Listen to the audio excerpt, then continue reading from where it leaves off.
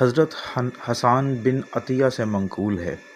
کہ جب حضرت عنبسہ بن ابو سفیان کی وفات قریب ہوئی تو وہ تڑپنے لگے۔ ان سے کہا گیا، یعنی ان کو تسکین دی گئی، تو انہوں نے فرمایا، میں نے نبی کریم صلی اللہ علیہ وآلہ وسلم کی زوجہ محترمہ حضرت حبیبہ رضی اللہ عنہا کو نبی کریم صلی اللہ علیہ وآلہ وسلم سے یہ بیان فرماتے ہوئے سنا ہے،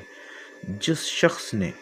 ظہر سے پہلے 4 رکعت اور ظہر کے بعد 4 رکعت پڑھیں،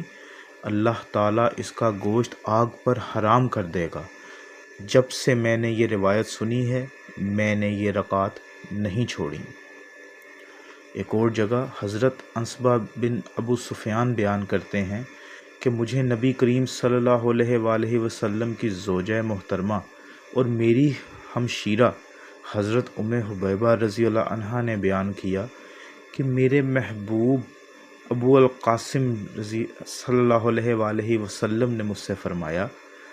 جو بھی مومن شخص ظہر کے بعد 4 رکعت پڑھتا ہے تو انشاءاللہ کبھی بھی اس کے چہرے کو آگ نہیں چھوئے گی۔ حضرت سلیمان بن موسیٰ بیان کرتے ہیں کہ جب حضرت محمد